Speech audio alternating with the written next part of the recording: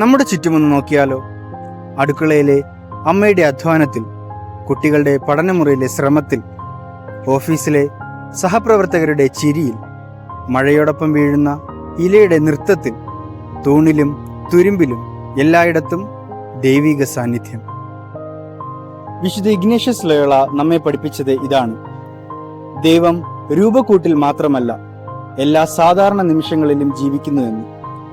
ഇഗ്നേഷ്യസിന്റെ ഈ ദർശനം തന്റെ ജീവിതത്തിലൂടെ പ്രാവർത്തികമാക്കിയ വ്യക്തിയാണ് ഈശോസഭ മിഷണറിയായ അർണോസ് പാതിരി. തന്റെ ജീവിതത്തിലുടനീളം, പ്രത്യേകിച്ചും 1712 വേലൂരിൽ ദേവാലയവും ഭവനവും പണിയുമ്പോൾ കല്ലിന്റെ ശബ്ദത്തിലും തൂണുകളുടെ ഉയരത്തിലും പണിക്കാരുടെ കഠിനാധ്വാനത്തിലും പ്രാർത്ഥനയുടെ ആലയം തീർക്കുന്ന ഓരോ ഘട്ടത്തിലും അദ്ദേഹം ദൈവത്തിന്റെ കയ്യൊപ്പ് കണ്ടെത്തി. ഇത് അദ്ദേഹത്തിന്റെ ആത്മീയ പ്രയാണത്തിന്റെ അടയാളങ്ങളായി. നമുക്ക് സ്വയം ചോദിക്കാം, ഇന്ന് ഞാൻ എവിടെയാണ് ദൈവിക സാന്നിധ്യം അനുഭവിക്കുന്നത്, കണ്ടെത്തുന്നത്? ഓർക്കുക, സ്നേഹത്തിന്റെ കണ്ണുകൾ എപ്പോഴും ദൈവത്തെ കാണുന്നു.